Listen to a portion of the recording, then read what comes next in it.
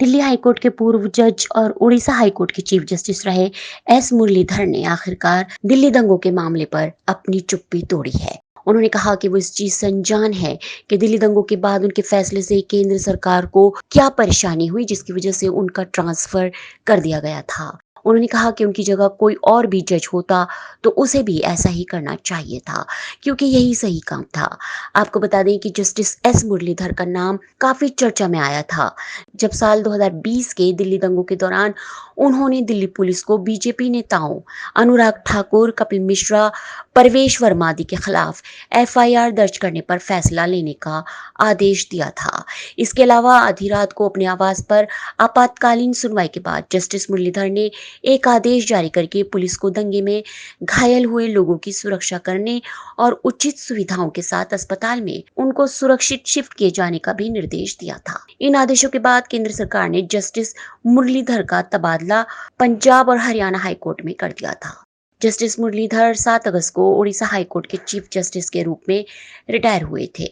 शनिवार को बेंगलुरु में साउथ फर्स्ट द्वारा आयोजित वार्षिक सम्मेलन में शामिल हुए, जहां उन्होंने दर्शकों द्वारा पूछे गए सवालों के जवाब भी दिए। वो वरिष्ठ अधिवक्ता संजय हेगड़े के साथ न्यायपालिका कार्यकारी टकराव में कौन जीतता है कौन हारता है के विषय पर चर्चा कर रहे थे। कानूनी मामलों को रिपोर्ट करने वाले बार एंड बेंच वेबसाइट के अनुसार एक शख्स ने जस्टिस से पूछा कि क्या उन्हें इस बारे में कुछ कहना है कि दिल्ली दंगों के मामले में आए फैसले के बाद उन्हें पंजाब और हरियाणा हाई कोर्ट में क्यों ट्रांसफर कर दिया गया था। इसके जवाब में उन्होंने कहा कि मुझे नहीं पता कि मेरे फैसले में ऐसी क्या बात थी जिसने सरकार को परेशान कर दिया। दिल्ली हाई कोर्ट में मेरे हर दूसरा सहयोगी भी यही करता। मेरी जगह पर कोई और भी जज होता तो उसे भी ऐसा ही करना चाहिए था।